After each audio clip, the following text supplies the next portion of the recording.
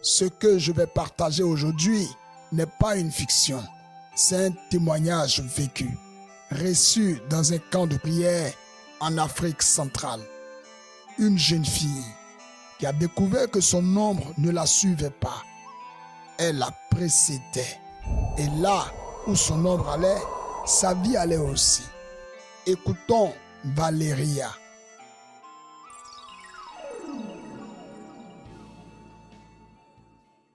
Delphine était missionnaire dans un village de l'Est. Elle priait, évangélisait et dormait dans une case paisiblement. Tout allait bien, jusqu'à la 4e nuit. En sortant pour aller prier à l'aube, elle leva la tête, mais ce qu'elle vit la paralysa. Son ombre était devant elle, pas derrière, devant. Et elle marchait vite, sans attendre. Elle ferma les yeux, les rouvrit.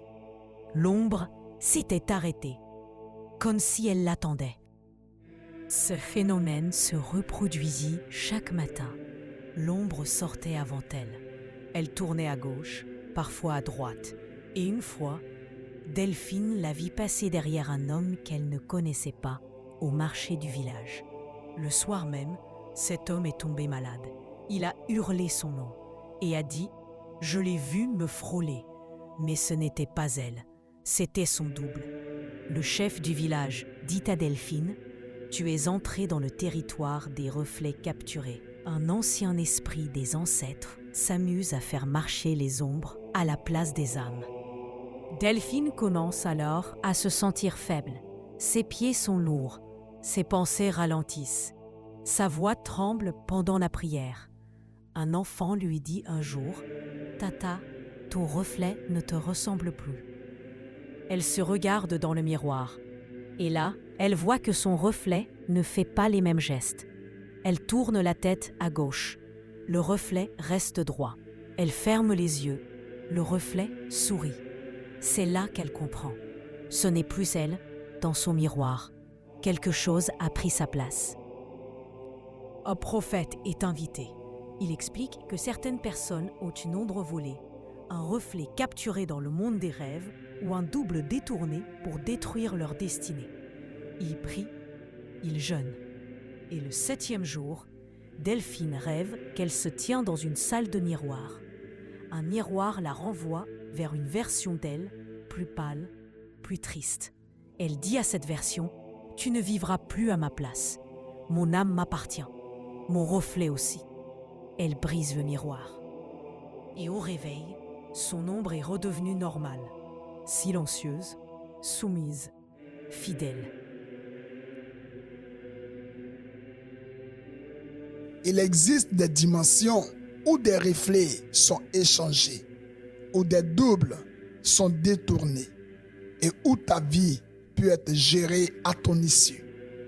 Mais la bonne nouvelle, c'est ceci. Psaume 121, le verset 5.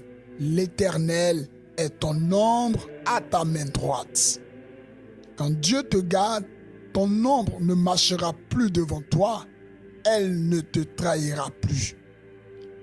Fais donc cette prière avec moi.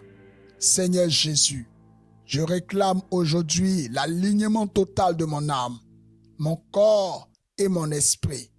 Si mon reflet a été capturé, qu'il soit libéré. Si mon double spirituel a été dévié, qu'il retourne sous ton autorité. Je déclare que je suis entier, libre en Christ. Aucune ombre ne marchera plus devant moi. Je suis caché en Christ au nom de Jésus. Amen. As-tu déjà eu l'impression que ton reflet te fuyait? As-tu déjà rêvé que quelqu'un d'autre vivait ta vie à ta place? Il est temps de récupérer ce qui est à toi. Écris en commentaire « Je récupère mon reflet spirituel » et partage ce message à quelqu'un qui a l'impression d'être vidé sans raison. Famille du royaume, ton reflet ne dominera plus ta réalité. C'est Christ en toi qui brille désormais. Shalom.